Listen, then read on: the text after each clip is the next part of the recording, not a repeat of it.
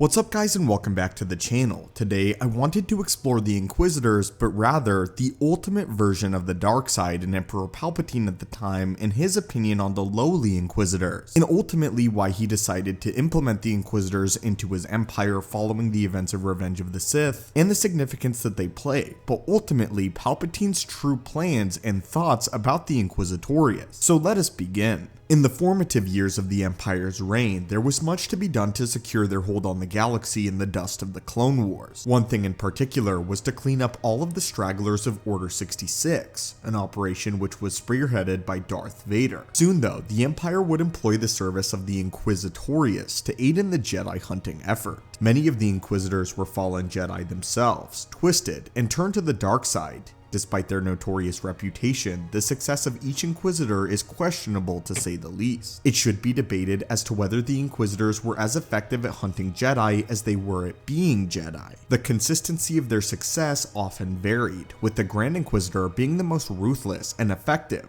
whereas the lower Inquisitors, such as the 7th Sister and the 5th Brother, being borderline incompetent. Well, today we take a look at what Sidious himself thought of the Imperial Inquisition. By the time that a year or so had passed since Order 66, the Emperor became less and less concerned with the Jedi remnants, and was far more interested in establishing the Empire's functions, something that he hoped to share with his apprentice, Lord Vader. Vader, however, didn't share in his master's ambitions, and was preoccupied with satiating his bloodlust in relentlessly hunting and killing all remaining Jedi, a fascination that worried Sidious. Despite employing Vader with the full task force of Inquisitors, it felt as though the search was never ending for Vader, and to the point where Sidious had to issue not one, but 2 commands for Vader to cease hunting Jedi, in order to help him rule the Empire by his side. It may be surprising for some to hear this, but Palpatine was in no rush to clean up every single Jedi. In fact, it was quite the opposite. He had won, and there was no doubt about it. And because he had won, he wanted the Jedi to feel what it was like to have to hide in the shadows like the Sith did for the entire millennia under the rule of 2. The Emperor gained a sadistic satisfaction in knowing that every Jedi was now looking at the galaxy without hope and completely heartbroken, as he had wanted that to fester for a while before giving them their long-awaited death. Due to this, he had Vader personally train the Inquisitors in the dark side in the ways of killing and pursuing the Jedi.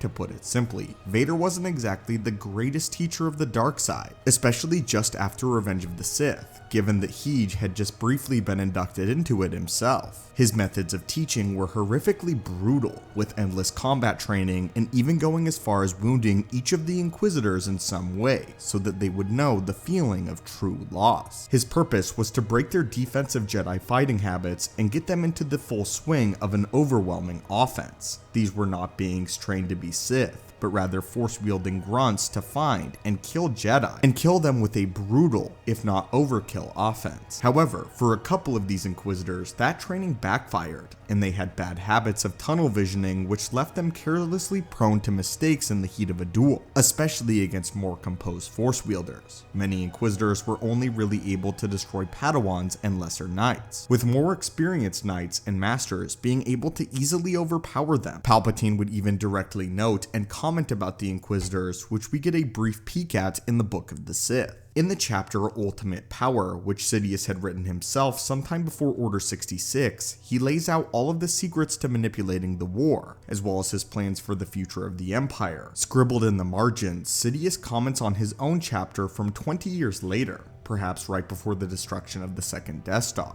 A part of the chapter has Palpatine detailing his plans for the Inquisitorius, and Sidious gives his thoughts on the dark side of the Force and these Inquisitors in general. Grand Inquisitor Torben is the latest of these fools to perish. A bomb, a speeder crash, drowning. In death, my Inquisitors are making a mockery of their Empire's infallibility. These comments were made by Darth Sidious from a Legends point of view, but it is believed that he had similar viewpoints to the Inquisitors in canon. He viewed them as even somewhat insulting to the powers of the dark side, even though an Inquisitor was the definition of expendable. This brutally honest review lets us see what the Emperor's true opinions were about the Inquisitors, which seems to be quite low to say the very least. He blatantly calls all of them fools and regards them as embarrassments to the Empire. While I wish to say that this was shocking news, if we look at the facts, it isn't hard to see why a seasoned Sith Lord would ultimately feel this way. In comparison to his and Lord Vader's accomplishments, the Inquisitors appear like children playing with toys. As mentioned previously, the 7th sister and the 5th brother were unable to defeat an unarmed Ahsoka Tano in a 2-on-1 scenario. When Maul joined the fight against them, they had no choice but to retreat. Several of the Inquisitors went rogue,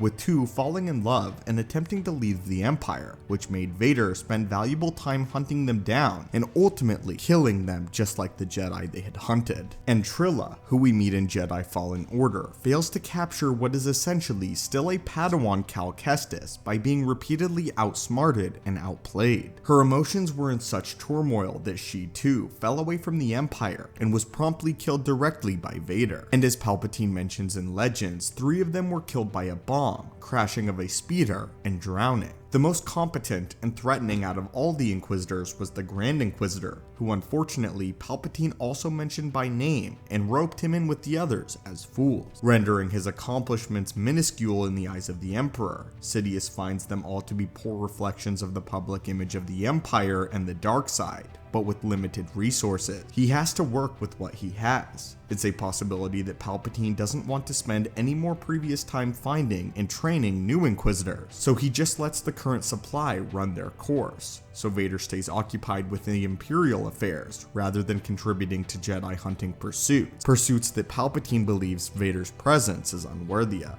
But friends, what do you think of this? Do you agree with Emperor Palpatine's unforgiving assessment of the Inquisitorius? Let us know down below. And as always, may the Force be with you, and I hope you have a great day.